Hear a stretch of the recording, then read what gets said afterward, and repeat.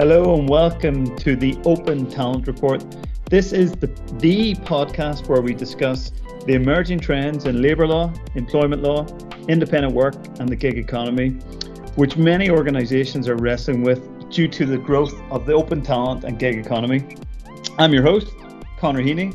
When I'm not presenting the podcast, I'm the MD at CXC Global, EMEA, which compliantly connects talent and opportunity. Hello and welcome to this week's show, where I'm delighted to welcome Jeff Nugent, Global Contingent Workforce Strategist, and also the co-founder of a really interesting company called Independently. Some of our listeners may already know Jeff as the founder and managing director of Contingent Workforce Solutions, which was acquired by People 2.0, I think back in 2018.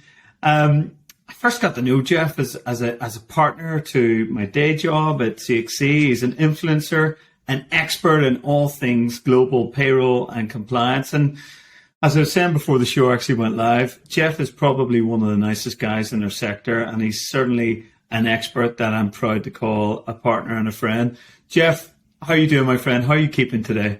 Fantastic, and thanks for that nice intro. And I've been very lucky in life to meet great people like yourself over the years and have great, interesting conversations. So thanks for having me on. Hey, Jeff, we're bloody delighted. And I can't tell our audience how much I've enjoyed our conversations over the years. You know, when you meet true experts that have passion and purpose, you can't help but find it bloody interesting, Jeff. And I'm so excited on behalf of our audience and myself to really get into it with you today. So thanks so much, Jeff. So Jeff, just for those that don't know you and don't know your story, what's the Jeff Nugent pop quiz and career history to date? Well, I've stopped counting the years, but I've got, once I hit 25 years in this industry, you kind of just say, I have 25 years plus experience in the industry. Never thought I'd be in this industry. Like a lot of us, we all kind of bumped into the recruitment in the contingent workforce space. And so I went to a business school, so I'm a biz grad, and I graduated in 1995, so that dates me, right? And so yes. In that time, I did some work terms, like co-op work terms for technology companies, and it was just fascinating that you could spend $3,000 on a computer, and then a year later, back in the 90s, a year later you'd throw it out and buy a new one because it was that much faster and the technology was advancing. And it was, and another thing to date me, this was kind of just as the internet was launching, right? And so I knew I wanted to be in technology. And then, of course, being a biz grad, there was all sorts of consulting houses like Accenture and IBM and Deloitte and the big consulting houses recruiting. And so another thing that will date me was I applied to a newspaper ad for an IT consulting house, right? And I thought, okay, I'm going to go work for Accenture. This is going to be wonderful, this kind of thing. And it wasn't. It was a mid-sized company here, and I'm a Canadian as well, so it was in Toronto.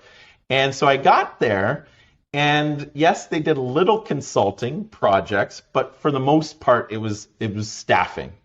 And so I kind of just bumped into it, but I got really good at it, and I loved the people business, helping people find jobs and companies find people. And so I actually started in the industry as an IT recruiter, and didn't stay at that agency super long, for about a year, and then moved over to another IT staffing company that at the time was about 30 million in revenue, and we were just at kind of that late 90s timeframe run up to Y2K. But what was also happening at that time was a lot of issues around co-employment and legislative issues and class action lawsuits. And so a lot of the large clients that had a lot of IT contract workers or temp workers or consultants working for them were concerned about these misclassification lawsuits. And so as we were placing IT people, we were having discussions with the large employers, and they said, geez, we need help with this. And we felt, we could help by them bringing them to us, and we would employ the contract workers for them, do all the proper compliance and due diligence back in the day. And this is like in the early days of the industry, where MSP and vendor management systems and even the term co-employment really hadn't been really well known out there, but it was happening in the US, specifically like the Microsoft case, and it was Nortel Networks got hit in Canada at the time, and Nortel Networks, and so we created products and what you know as employer of record and agent of record products and solutions at that time. And it took our little $30 million staffing company, and within the next 3 or 4 years, we grew to $350, $400 million in size and scale as companies came to us and said, can you manage all of our contract workers for us in a compliant manner so we can hopefully avoid some of the regulatory issues that some of their peers were having at the time, and legal issues. So that really got us into that whole employer of record and administration services business in a rapid fashion. And then, early 2000s, there was this just kind of this centralization movement that was happening. And I was once again up in Canada and saw that, there was technology and services groups coming together to centralize the management of the overall programs and managing the vendors as well. And the banks in Canada really liked, they said, we like how you do business. Can you manage our other vendors for us? And so they gave me the opportunity to say, hey, let's create something. And at the time, we didn't even know the terminology was being is it a program office model? Oh, and we heard in the US and started doing some research in the US, MSP or managed service providers were what these solutions were being deemed, which we know are very prevalent in today's workforce. But at that time, it was very decentralized models. Staffing vendors had, the phone. They'd just phone up and be really close friends with different managers. There was no procurement functions. There wasn't a lot of centralization. So, a couple of the big banks and a couple of big telecom companies came to us and allowed me to help centralize the management of their contract workforce. And we built out a VMS solution. And I generally don't throw out a lot of names, but you're hearing more and more about it. But I was the original founder of FlexTrack. Which is Procom's MSP arm and BMS arm. And so I took the two developers that were developing Procom's timesheet system at the time, and we turned it into an end-to-end rec-to-check VMS solution that they've only replatformed, only a couple of years back.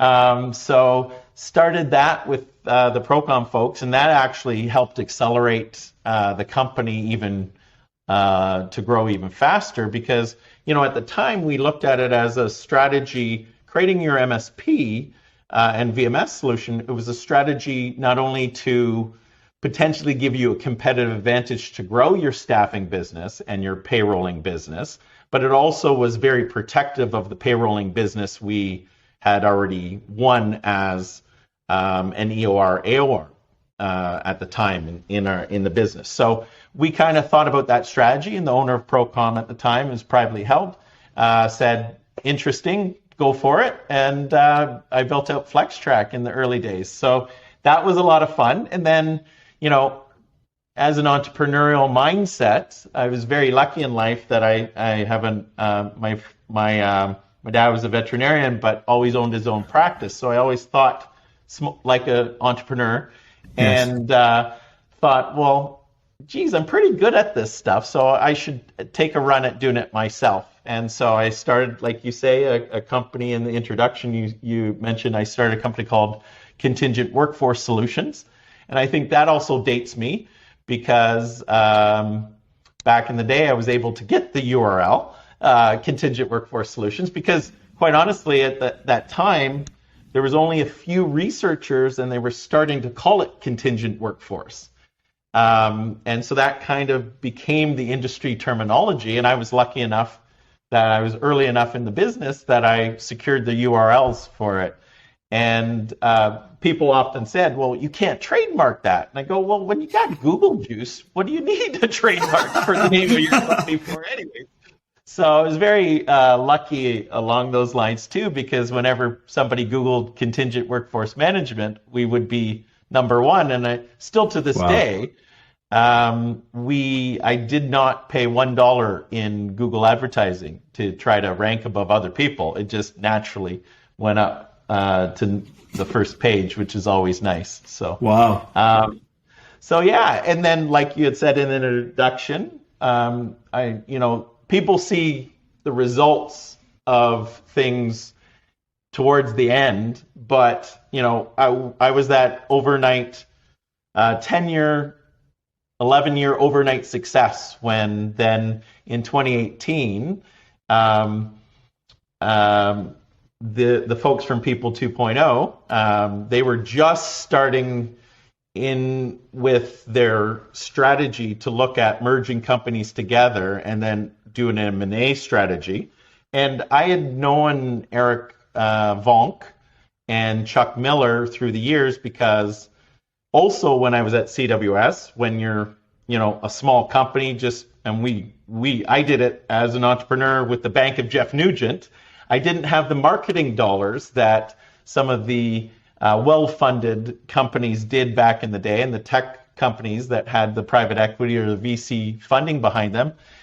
So I started a LinkedIn group called Contingent Workforce Strategies, which I think that's actually where we met, Connor. Yes, that's right. Was through often the debates and the discussions that would go on with Contingent Workforce Strategies LinkedIn group, which it grew rapidly in that time. Everybody was looking for information and ways to network. And so it rapidly grew to 3,000, 4,000, 5,000. And even to this day, it is the largest LinkedIn group that focuses on the contingent workforce with just over 9,000 members, which is awesome. So it was a platform for myself personally to exchange ideas, best practices, and trends in a very open grassroots type forum, but it also helped the company grow, right? So along the way as well, which was awesome. And so I bumped into the People 2.0 guys through that process, and they were actually looking at an acquisition, and so they called me and said, hey, what do you think of this company? And in the conversations, I said, oh, I love the vision that you're talking about, because People 2.0 at the time was only about $150 million EOR, AOR that did the back office for staffing agencies, right?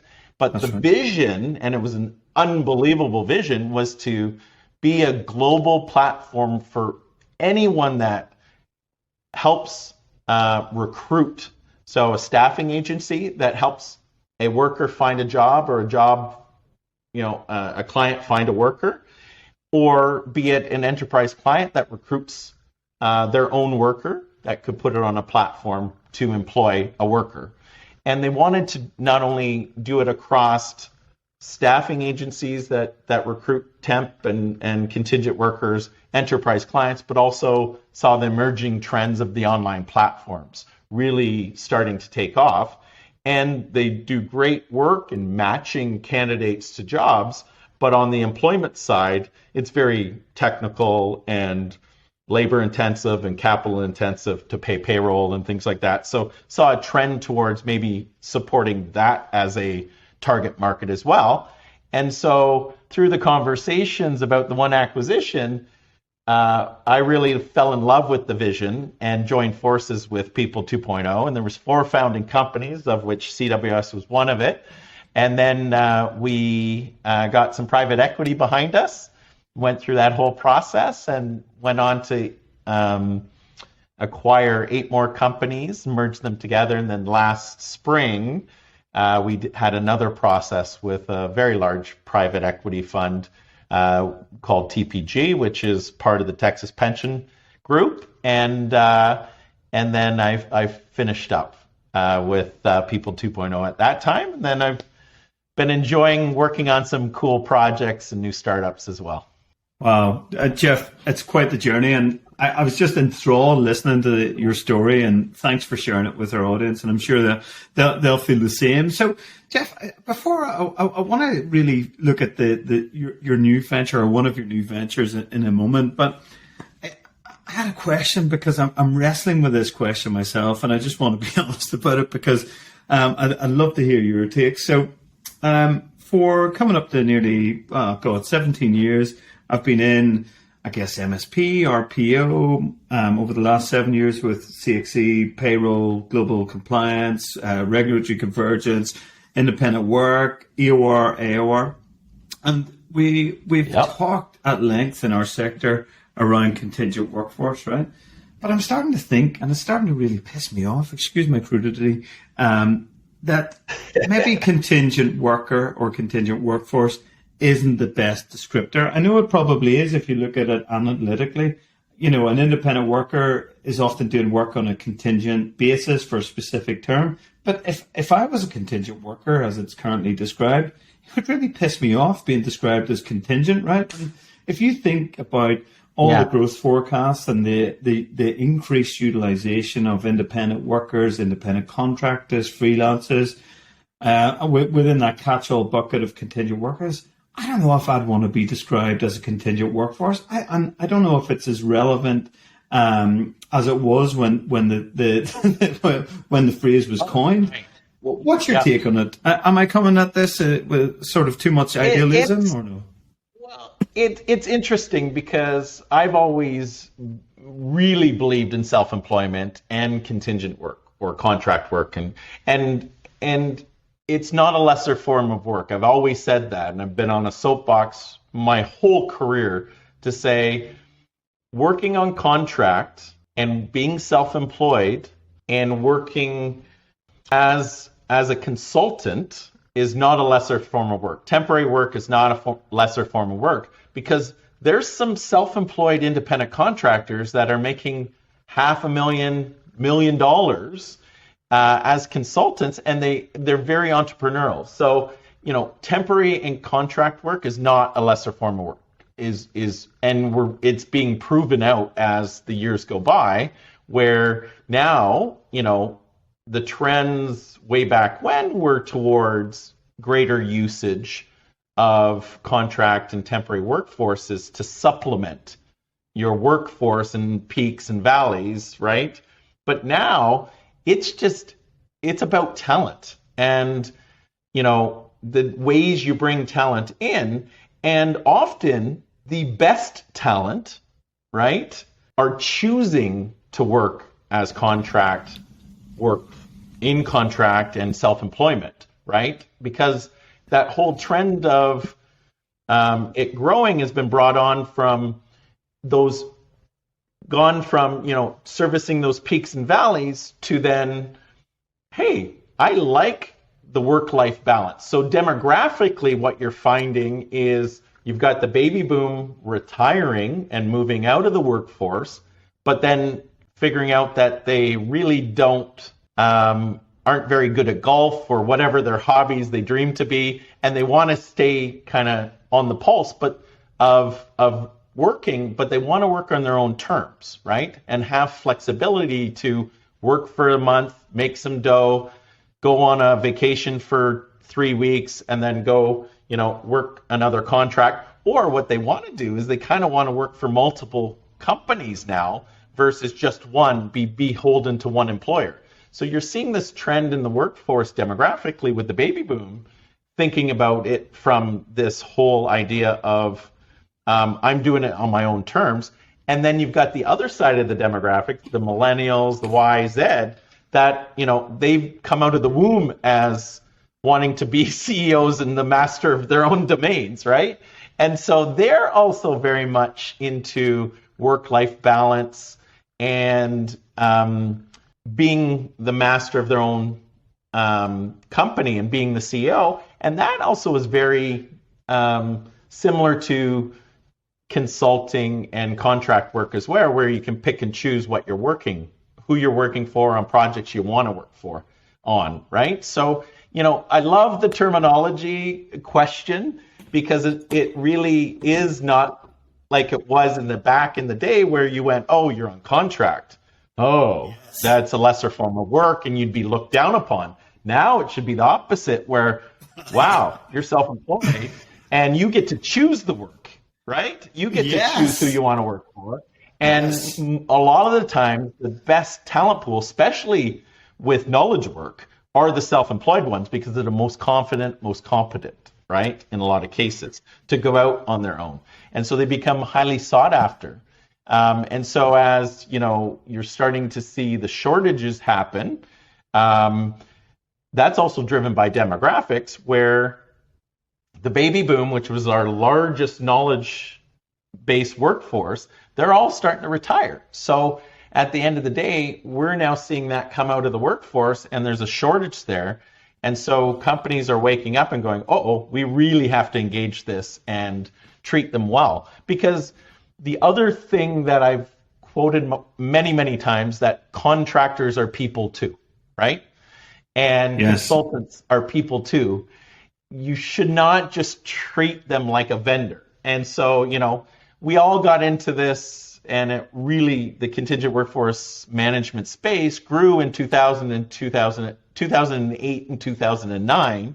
It boomed because of the US recession and the housing meltdown, right? And because of that economic uncertainty and the need for centralization of your spend so that you can save cost, procurement took over the function, right?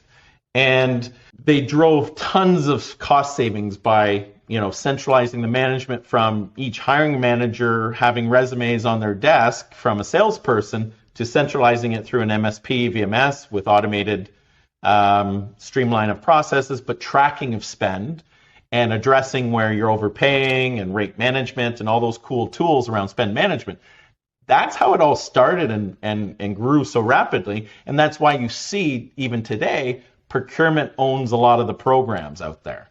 But because of the talent shortages, companies are starting to need to take the need for talent more seriously, and they're recognizing that the contingent workforce, for lack of a better term now, Connor, sorry, Jeff, pretty cool, is a necessary part of your workforce and your resource mix as you're trying to get work done, right? So I prefer consultants, quite honestly. The temporary work, I still don't love it because it has a negative connotation, but I don't think people are as upset about that as a term.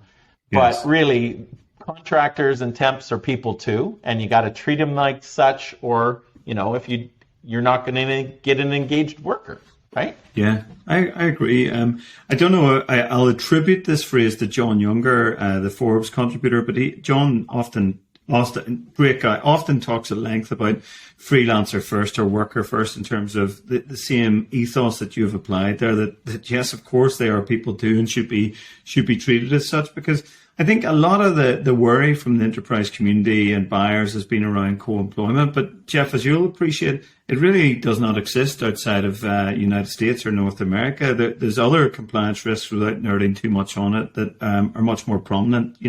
Tax chain liability, contractor classification or misclassification, and how that can be righted. But I don't want to go too deep just for our audience, even though some of them will appreciate it. But I want to pick apart a couple of things, Jeff, and get your take on this. I absolutely agree that the trend is our friend as practitioners, advisors, and as platform companies, and in this contingent workforce space or the independent workspace. And there's no doubt about it in my mind, and all the forecasts are saying that the utilization and demand for freelancers, independent workers, independent contractors will continue. And my own personal prediction, I've never said it on the show, Jeff, but I'm going to go all out, is that actually the permanent workforce in organizations will start to supplement the independent or contractor workforce, right? So it's going to be a reversal of sorts as it is today, right? And in a way, hopefully they won't be, but they might be the poor cousins of the contractors. But anyway, that's my prediction. But just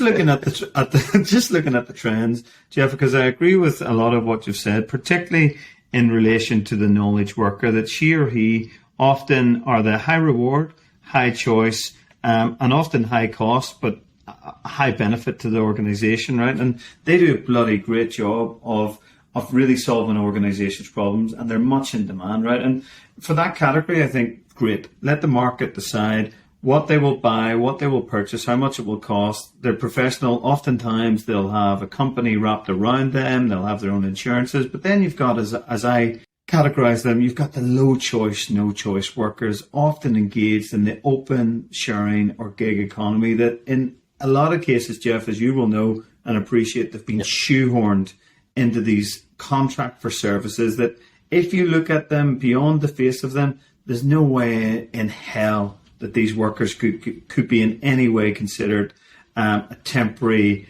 worker, a contingent worker, a worker providing a service, right? And a lot of the case law, as you will appreciate in North America and also in Europe, is really saying, well, actually, these folks should be classed as some sort of W-2 or temporary agency worker or employee. So would you agree with that analysis of the market, that there's essentially two markets, if you like, Jeff? There's the low choice, no choice worker that probably needs some, definitely needs some degree of protection. And then you've got these high choice, high reward, high impact folks, high cost, that can pretty much name their price and work from a desk in the middle of the Utah Mountains. What's your take on this, mate?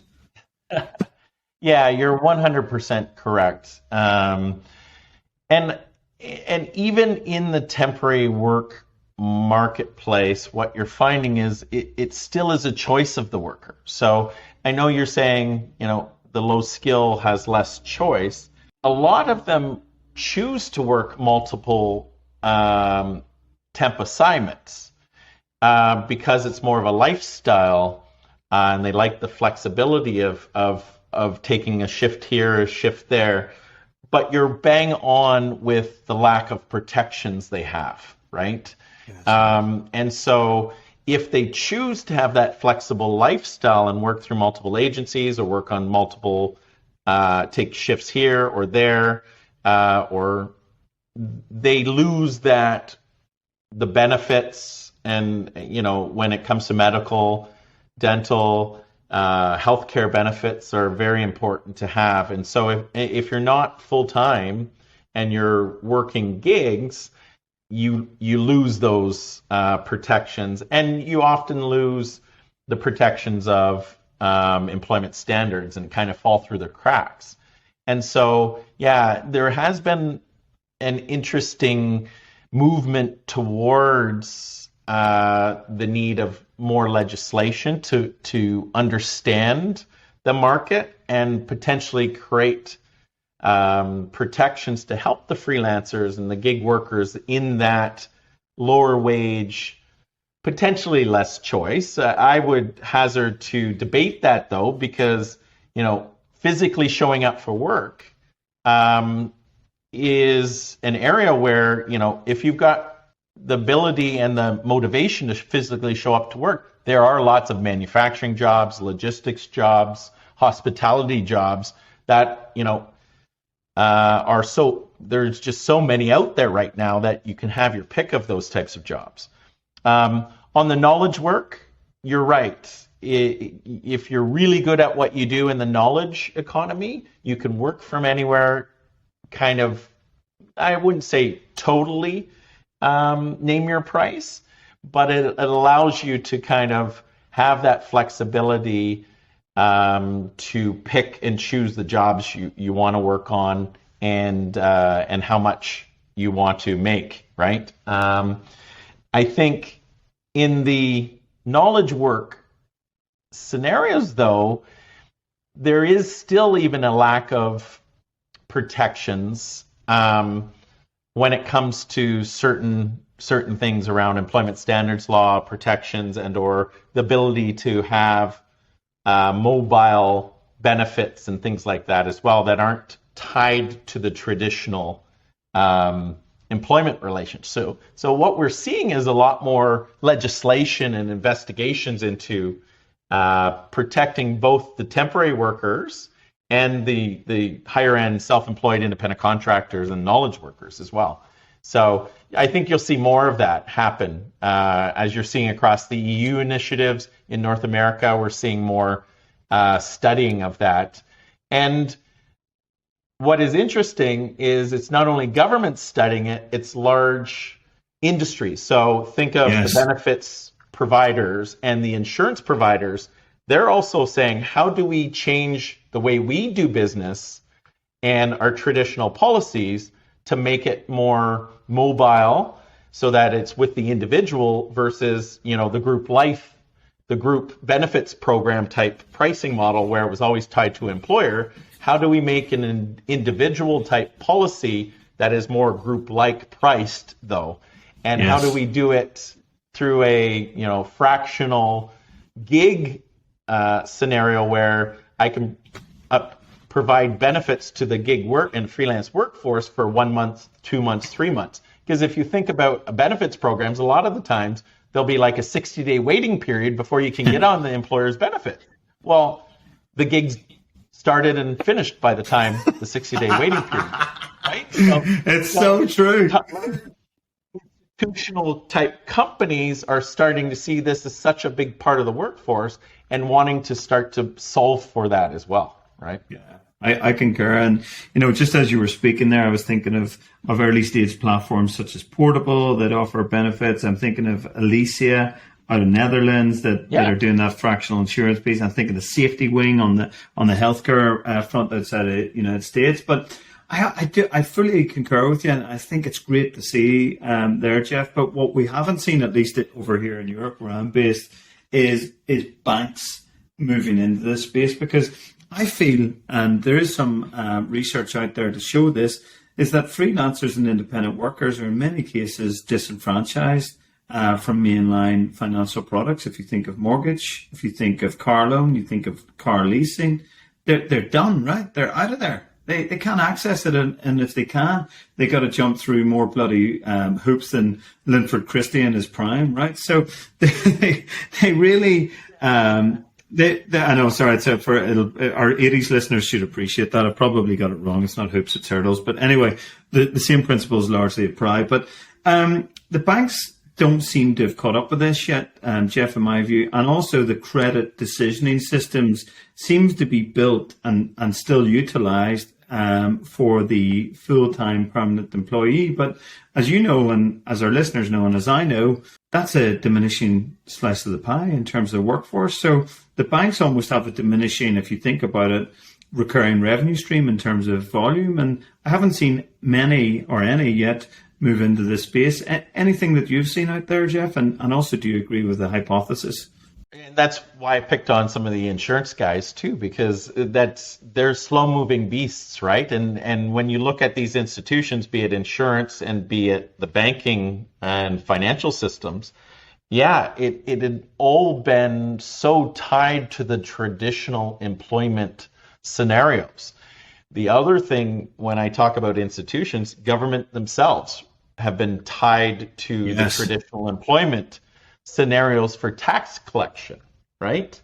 And so when you see the freelance communities moving forward as self-employed small businesses themselves, it's taken the tax collection of income tax and moved it from, a traditional institutional where it's the employer responsibility to do payroll deductions, to then move it to the independent, trying to get the taxes from the independent contractor. That's why you saw IR35 come into place. Was, hey, wait a second, the traditional employer should be still on the hook for all of this, for using independent contractors. And it was an interesting view when they took it was, well, wait a second, the employer is taking advantage of these independent contractors, right? And it's this precarious work, but in actual fact, a lot of the independent contractors are choosing to be self-employed. We're moving into a after COVID and all of the debt spending that governments went into, and we're moving into this recession, they're going to need their taxes back to pay for it. And so what we've been seeing is high income earners often pay higher taxes. And because of that, they're saying, well, wait a second, small business tax rates are a third of what I pay as a high earning employee. So if I go and become an independent contractor, run it as a business, and instead of quote unquote employment income, it's revenue of my business, I can structure it much more tax efficiently. So that's the other scenario that you're seeing in an institutions trying to catch up with the changes in the workforce is our governments from a taxation perspective as well. So, the government's traditional view is contract and temp work is precarious employment, and these big bad employers are taking advantage of the workers. So they view it that way, and then had been legislating that way. But now it's actually the individuals choosing to be independent contractors, and the governments are trying to catch up. Just like you say, the banks will need to catch up to say, well, we need your corporate business. So one of the things that we're doing with Independently is creating a marketplace of vendors that can service the independent contractor community, right? And want to understand it and grow their business within those types of clients. And banking is a target, right? And so if the bank has the corporate bank account within that small independent contractor's business, they see $12,000 a month or $18,000 a month flowing through the business. When they see that, then all of a sudden they go, wow, these people are making good money, and it's consistently been that way for the last 6 months to a year. Hey, I'll give these guys a mortgage, or I'll sign off on their car loans, right? So it's understanding that there's this trend towards independent contracting, and then understanding that and taking on that and providing products for the small businesses, and then that will then flow into their personal needs as well.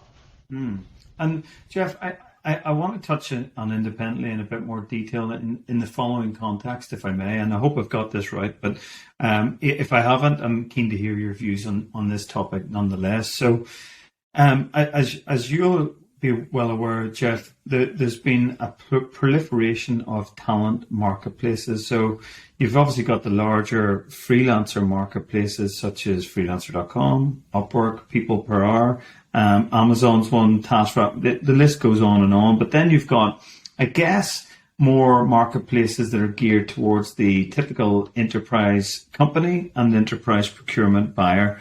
But it strikes me that the talent marketplaces on a general basis have failed to fully address what I would refer to as the compliance challenge or the compliance burden, typically in relation to contractor classification, legislation or regulations.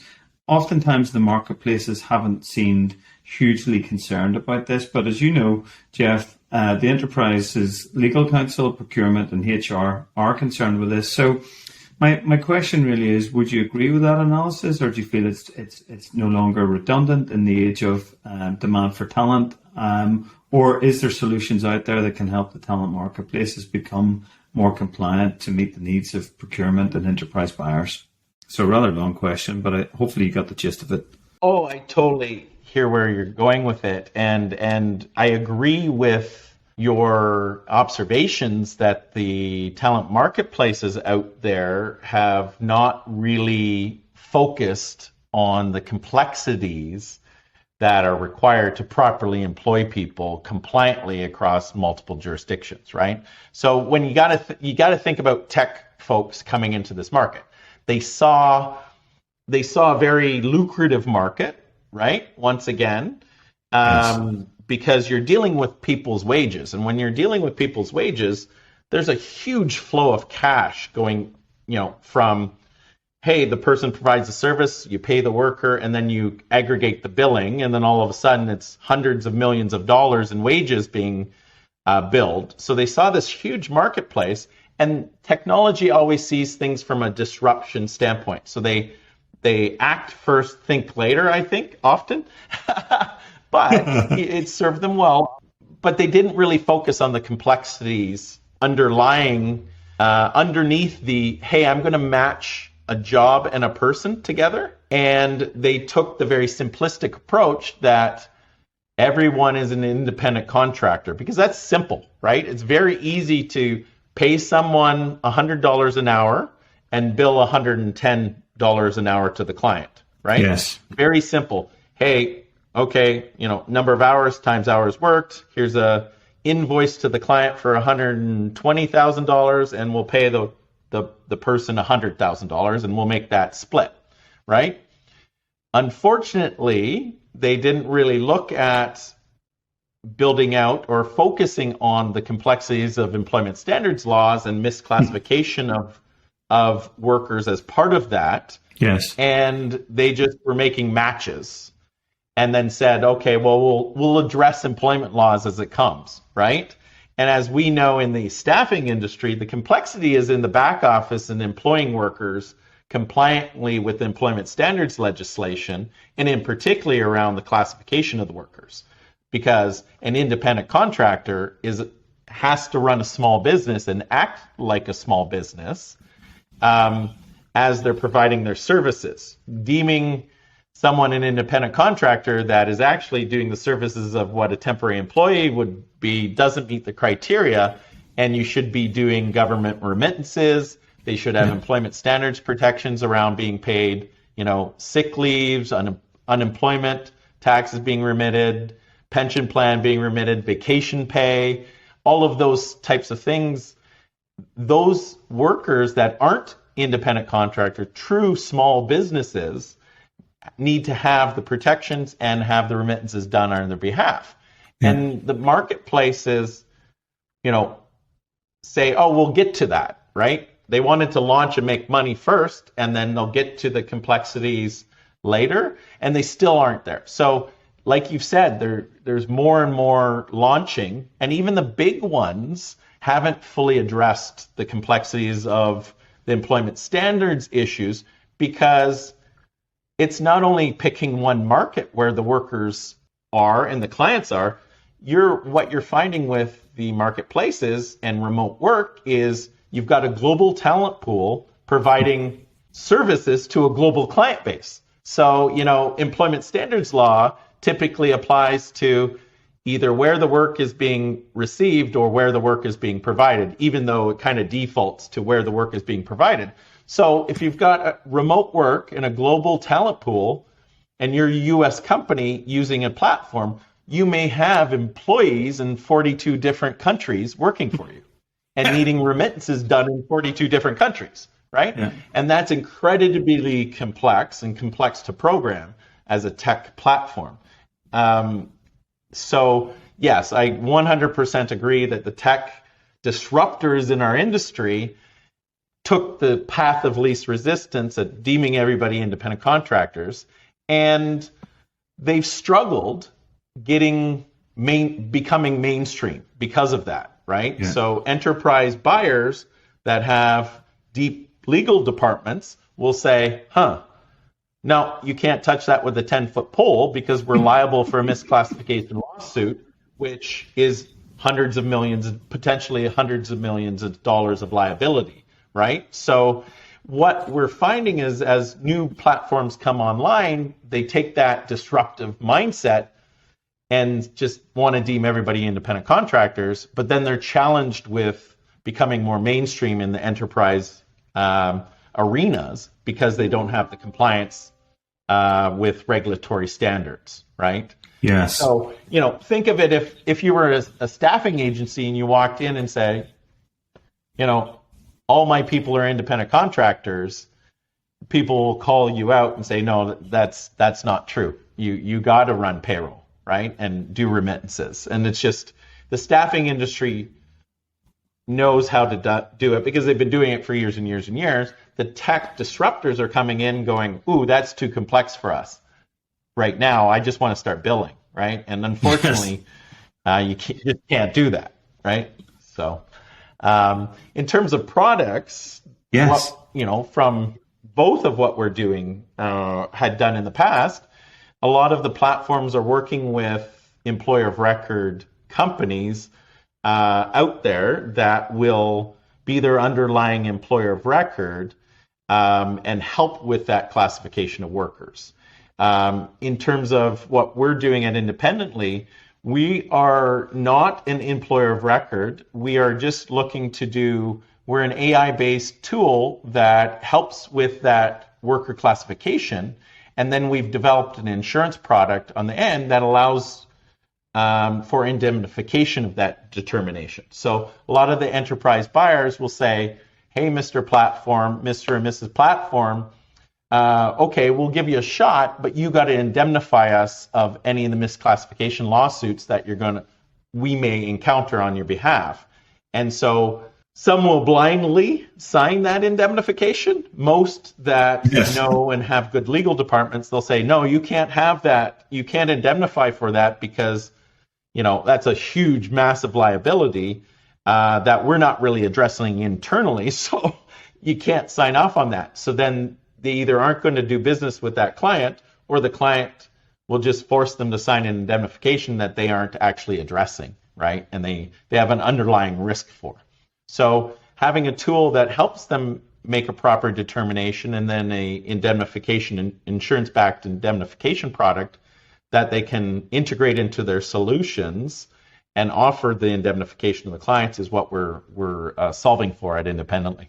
Yeah, Jeff, I really admire what you're doing, and I think it's right place, right time. The trend is your friend, like we were talking about earlier, particularly for your platform and product. And I'm really excited, Jeff, to see where it lands and see where it goes, because I think it's addressing a real issue, a real challenge, and a real problem.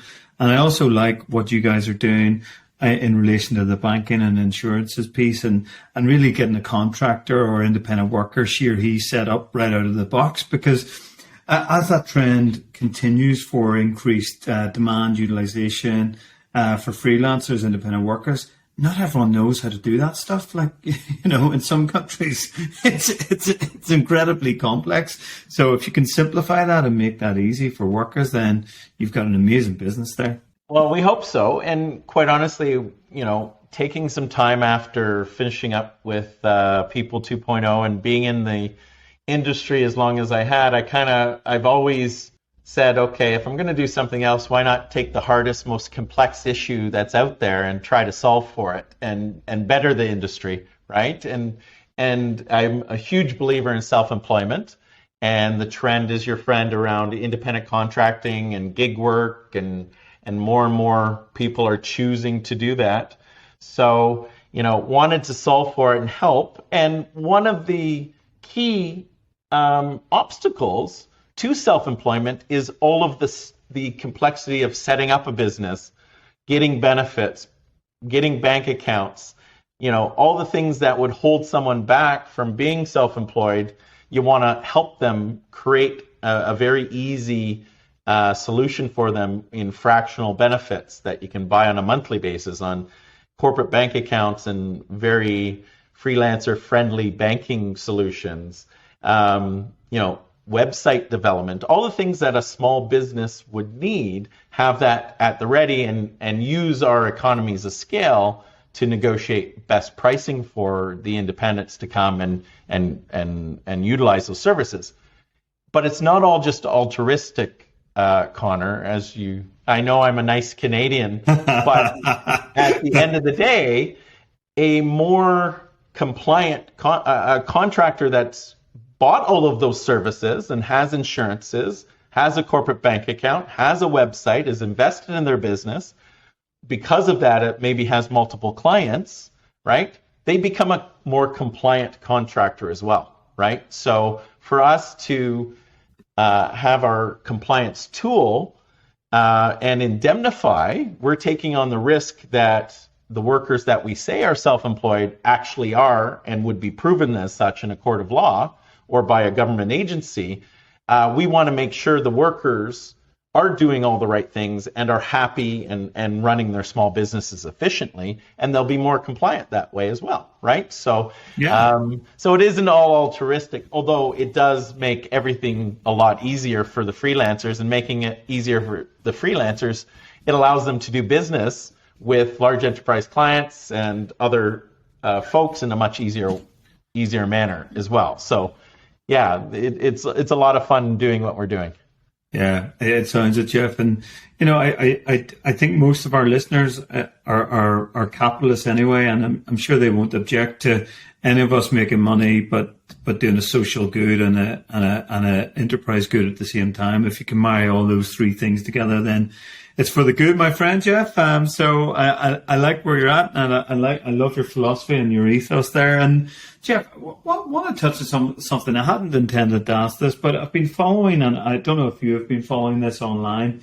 There seems to be a debate between what I would describe, maybe unfairly, as remote work sellouts versus a more nuanced approach that basically says, yeah, remote work is good, but also so is office work, or some sort of combination between the two. And the remote work sellouts are essentially proposing that if you cannot remote work in an async certain way, that the world is going to end, basically, and it's not good. What's your take on this debate? Do you think there's room for nuanced discussion in relation to this debate? It's interesting, right? Because we've seen it as the pandemic, as vaccinations have happened. The pandemic is I don't want to say over, but getting more controlled, and we know more about it. It's safer for workers to come back to the offices, right? And so there's this little bit of a struggle on trying to find the nuance and what's the right mix. And it really is going to be company to company, culture to culture, company culture to company culture. And there will be workers that'll just say, nope, I only work for remote companies. And then there'll be workers that'll say, I don't mind it. The issue is efficiencies and lifestyle choices. But I think companies are missing out if they don't have some sort of companies and individuals are missing out if they don't have some sort of way to bring people together in person, right? And so, workers that will say they only want to work remote, there'll be a certain percentage. But once again, that comment of contractors are people too. Humans like to be with other people. So, having some sort of way to build the culture of bringing people together in person, but do it in an efficient manner. So the worst thing you could do is force people to come back to the office, and then they're choosing different days of the week, each of them, and you're sitting you've just commuted an hour and a half into the city or wherever the office is, and you're sitting on your Teams or your Zoom meetings in the office, not talking to people live. Yes. So whatever companies choose to help bring people together, to build camaraderie, trust, and engagement, do it so that people are coming together as teams and talking and meeting each other and doing some social interaction. So, I think the contractors need to have social interaction, but also companies need to build engagement and build a culture of trust and to be able to work together.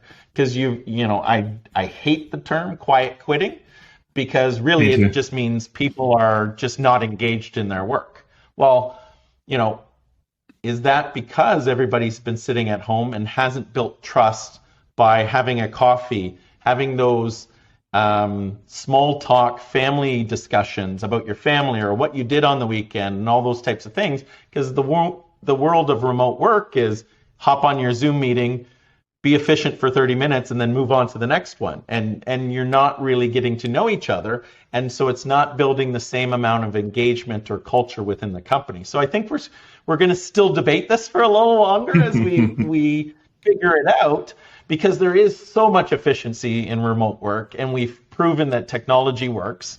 to allow us and enable it to still business to be done. But I think what we've swung with, what we were forced into with the pandemic, needs to kind of come back and find its way, so that companies and teams are building cultural fit and trust and all those types of things that you would normally focus on as an organization, right? Yeah, I'm with you, Jeff. And I think the other small point I just want to make is I think remote working has probably got rid of, or at least potentially eliminated, those petty infractions, the people not filling up the dishwasher, or, refilling the coffee machine, or, microwaving something that just isn't meant to be microwaved in an open plan or kitchen environment, or someone eating loudly beside you, or bashing the computer keys as they're typing away. So hopefully remote work has got rid of some of that. But I'm with you, Jeff. The quiet quitting thing really frustrates me. And I suppose a rhetorical question, or indeed a question, is I'd love to know how many of those quiet quitters are actually the alpha or the A players. I wonder about that. I'm wondering how many of them would have quit anyway. Yeah, right. Are they doing it because they've got another gig on the side? Maybe. And I would say those guys are the A players, because what they found is, hey, I could do 2 jobs at once, right? Because I'll put in my 9 to 4 here, and then I'll put in the hours that I would have generally spent if I was fully engaged into that one employer for my one salary. I'll do my 9 to 4 here, and then what I would have done, my 4 to 8 p.m. for them, I can get another salary for that, right? And so, I would say the A players are moving towards that, and they call it quiet quitting, but it's really just doing side hustles, really, and working 2 jobs.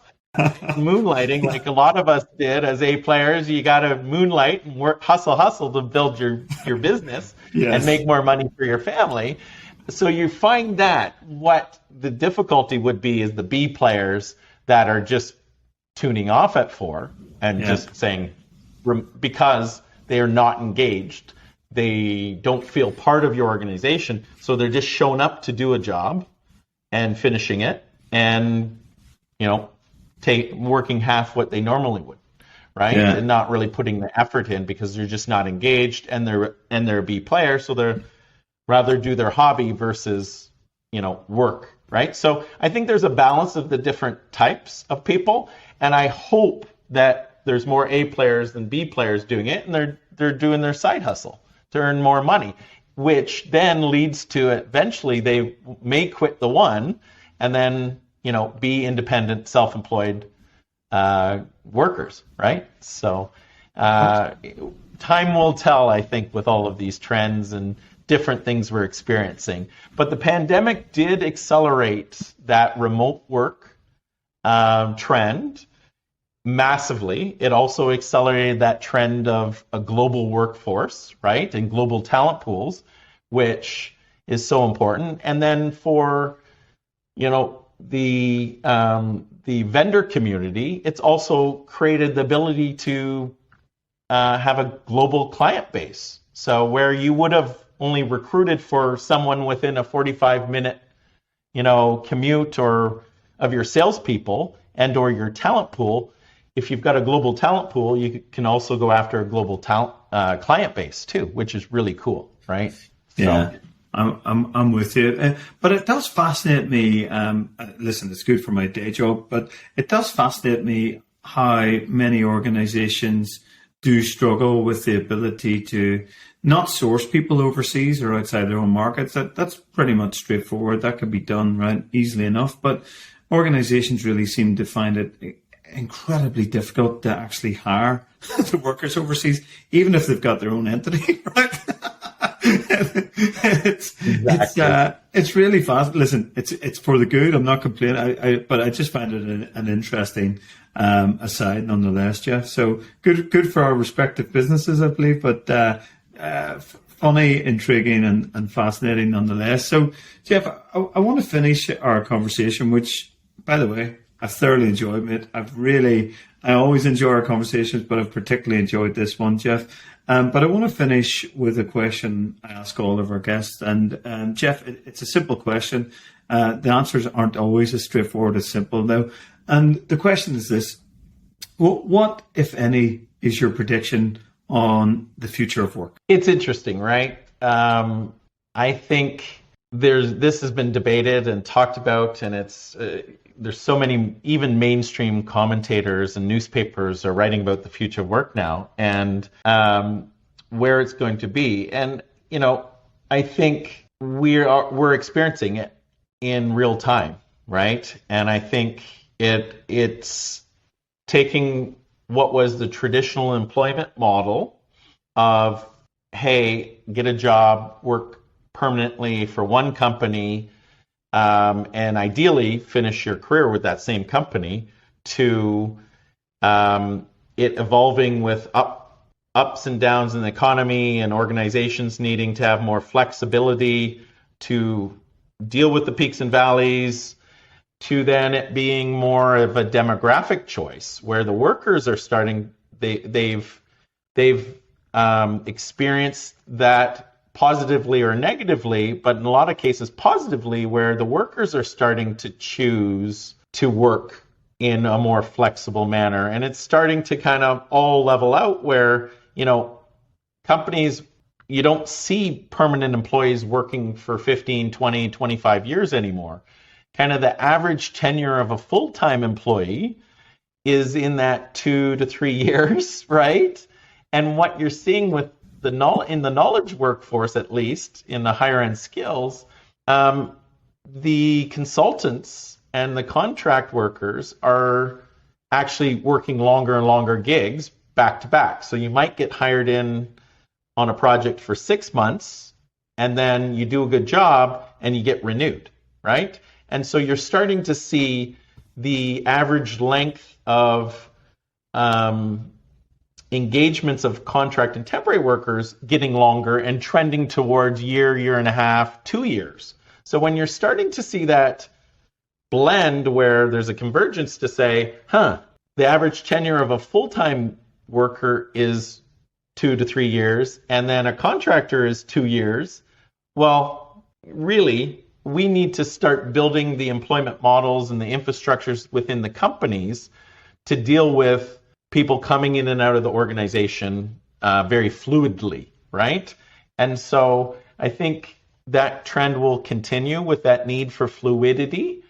But I know you joked the perm people will be the poor cousins of contractors, but it's not about the economics. I think what will be needed is to have some infrastructure, meaning people that are the consistent ones in organizations. So be it the project managers or the corporate infrastructure folks that build and can be there consistently as you have specific talent needs flowing in and out of the organization. How do you not only using technology retain corporate knowledge, culture, all those types of things? How do you do utilizing people that will help in making sure there's consistency in that corporate culture?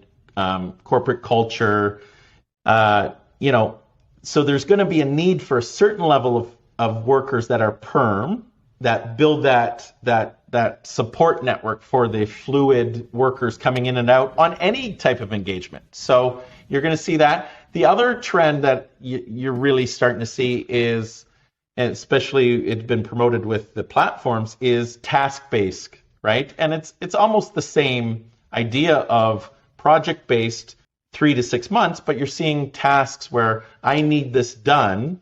What's it going to take? And, some are shorter, but some will be, hey, I'm going to do this work over the 3 months, right? And so instead of it being, hey, it's a 3-month assignment on hourly basis paid, they work for 3 months, but they've bid on it and said, hey, that's $40,000 to complete that work over the next 3 months, right? So it's just and they're taking maybe some more risk to only be paid on milestones. So you're starting a little bit more trends towards that as well, where people are, especially if they're confident in their abilities, they'll bid things on a task base and milestone base because they'll estimate it'll take 3 months and $40,000, which ironically is usually their $100 an hour rate times 3 months, right? And the number of hours worked, that's how they've scoped it out.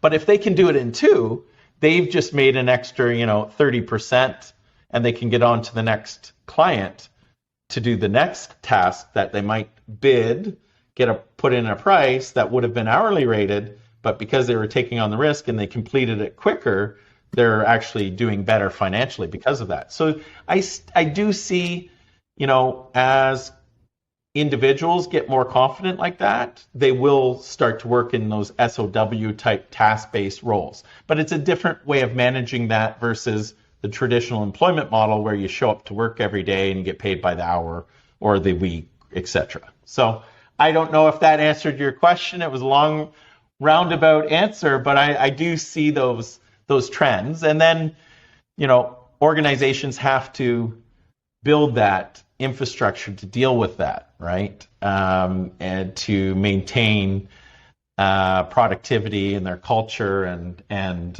making sure the work gets done they wanted to get done. Yeah, Jeff, I fully agree with you. I think that's our next business venture on that productivity piece. So, Jeff, as I said, thanks so much for joining the show. Really enjoyed our conversation. I think we've taken our listeners on a really positive journey, particularly around the origins and the growth of contingent workforce, although we might want to reframe that phrase, where it's going, your part that you've played in that, and also the future of work, Jeff. So I really enjoyed our time today. So thanks so much, Jeff. And Jeff, where is the best place for our audience to look you up and contact you and find you? I started early on with LinkedIn and still am a big believer in LinkedIn. So that's usually the best place to find me. I'm Jeff Nugent, and I'm fairly easy to find on LinkedIn, and then all my contact information's there. Wonderful. Well, Jeff, have a great day ahead. Thanks so much for joining the show, and look forward to speaking with you soon, Jeff. It's always a pleasure. All the best. Next conversation, I'm hoping we'll have a pint in hand, Connor, as always. So. Yes, sir. Cheers, Jeff. Much appreciated. Here's to that. Take care.